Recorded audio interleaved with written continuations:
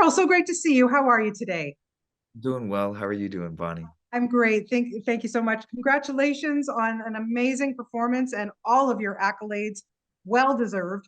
I have to ask you right off, when you knew you were going to take this role on, when did the nerves kick in and how did you find your way in to connect with Joe? When did the nerves kick in and how did I find my way to connect with?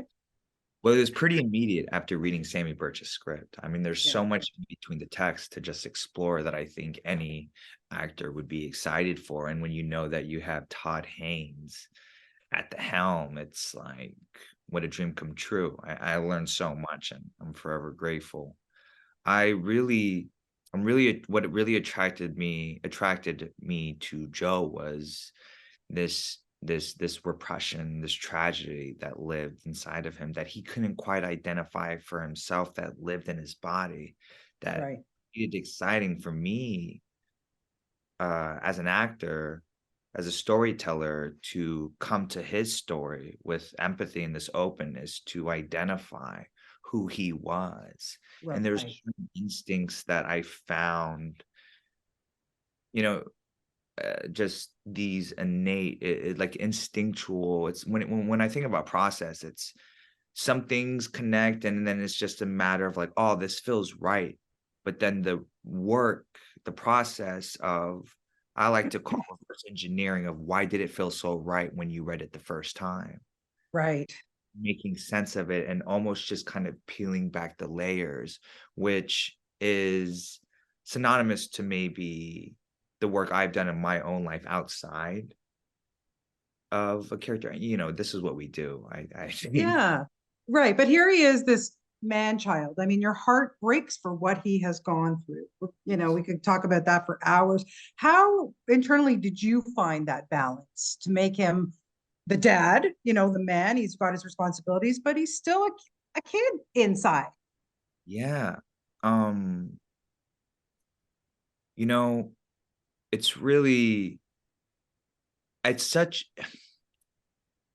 the human the human condition is so complex, and the psychology of Joe is so complex, and like his circumstance at such a young age, been given this responsibility of having to be a father figure, or not a father figure, but a A legitimate father. father through his own stage of his own metamorphosis at life at that time. You can say that he was in this stage of like this chrysalis before he was this monarch butterfly that spread his wings and flew, right? So, there's a sense of, I feel like there's a kid in all of us. Yeah. And this, Joe, Joe had to create this adaptive adult child in order to survive and also protect himself, and never saw himself as a victim, but more so a survivor of his experience.